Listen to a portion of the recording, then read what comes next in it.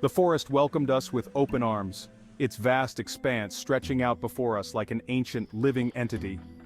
Sunlight dappled through the leaves, painting the forest floor in shifting patterns of light and shadow. It was as if the forest itself was alive, breathing in sync with the rhythm of nature. My cousin Mark grinned at me, his eyes bright with excitement. He had always been the adventurous type, always seeking the thrill of the unknown. "Ready for an adventure, Jake?" he asked, hefting his backpack. His enthusiasm was contagious, and despite my reservations, I couldn't help but feel a spark of excitement myself.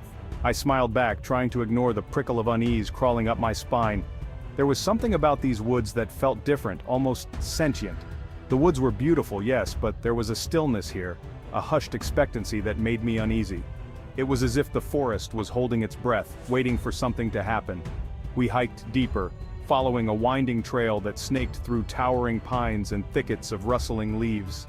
The deeper we went, the more the forest seemed to close in around us, its ancient trees standing like silent sentinels. Mark chattered excitedly about past camping trips, his enthusiasm infectious, but I couldn't shake the feeling of being watched. Every now and then I found myself glancing over my shoulder, half expecting to see a pair of eyes staring back at me. Every creak of a branch, every rustle in the undergrowth sent a jolt of adrenaline through me. The forest was alive with sounds, each one amplifying my growing sense of unease. The shadows grew longer as the afternoon wore on, stretching out like grasping fingers. The play of light and shadow created an eerie atmosphere, making the forest seem even more mysterious and foreboding. We set up camp near a small, clear stream, the sound of rushing water a comforting counterpoint to the oppressive silence of the woods. The babbling brook provided a sense of normalcy amidst the unsettling surroundings. Mark gathered firewood while I struggled to pitch the tent, my hands clumsy with nervous energy. The simple task of setting up camp felt monumental in the shadow of the towering trees. "Relax, Jake," Mark chuckled, tossing a log onto the growing pile. His laughter was a stark contrast to the tension I felt, a reminder that not everyone shared my unease. "It's just us and the squirrels out here." His words were meant to be reassuring, but they only served to heighten my sense of isolation. I tried to laugh, but the sound caught in my throat. The forest seemed to swallow the sound, amplifying the silence that followed. The woods were anything but empty. They were filled with an unseen presence, a watchful gaze that seemed to follow our every move. I could feel it in my bones. The sensation was so strong it was almost tangible, like a weight pressing down on me. As dusk settled, painting the sky in hues of purple and orange, the forest came alive with sound. The transition from day to night brought with it a symphony of nocturnal creatures. Insects buzzed and chirped, their chorus a constant hum, and the wind whispered through the trees, its voice growing stronger with each passing moment. The forest was a living, breathing entity, and we were merely visitors in its domain. It was the other sounds, though, that sent shivers down my spine, the snapping of twigs, the rustling of leaves, the occasional high-pitched cry that seemed to come from everywhere and nowhere at once. These sounds were a stark reminder that we were not alone, that the forest held secrets we could only begin to fathom. We huddled around the crackling fire, the flames casting flickering shadows that danced and writhed at the edge of the light. The forest around us seemed to close in, the trees forming an impenetrable wall of darkness. The warmth was welcome against the growing chill of the evening, but it did little to ease the growing sense of dread that had settled over me.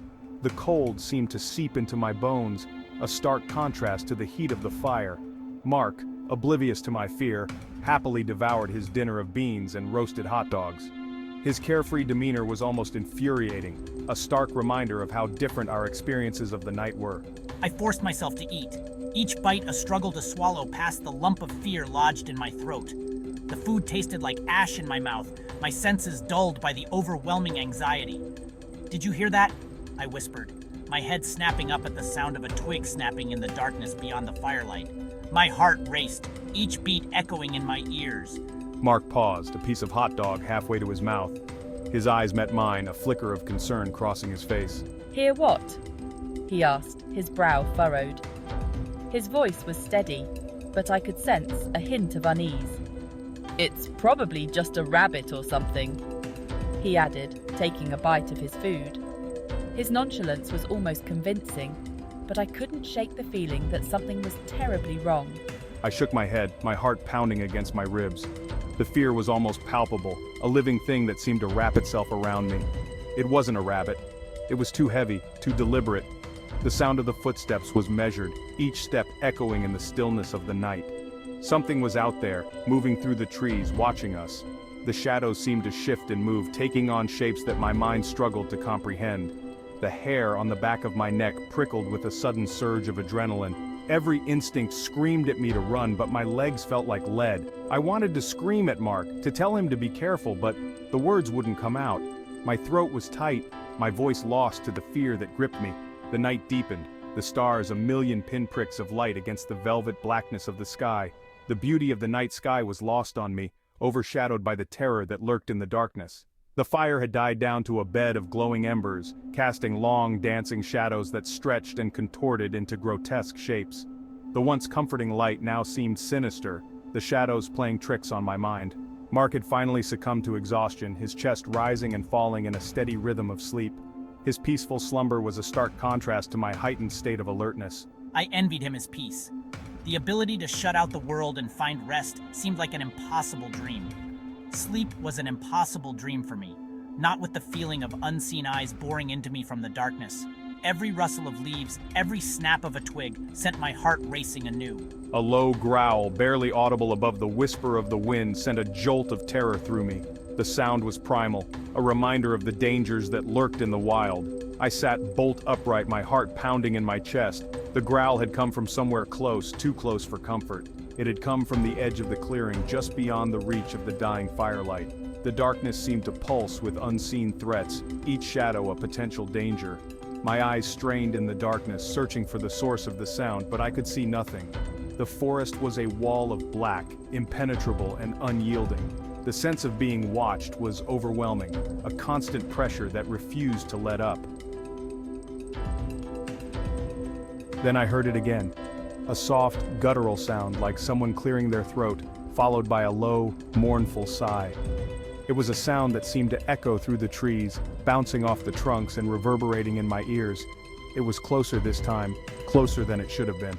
My heart pounded in my chest, each beat a deafening drum in the silence of the forest.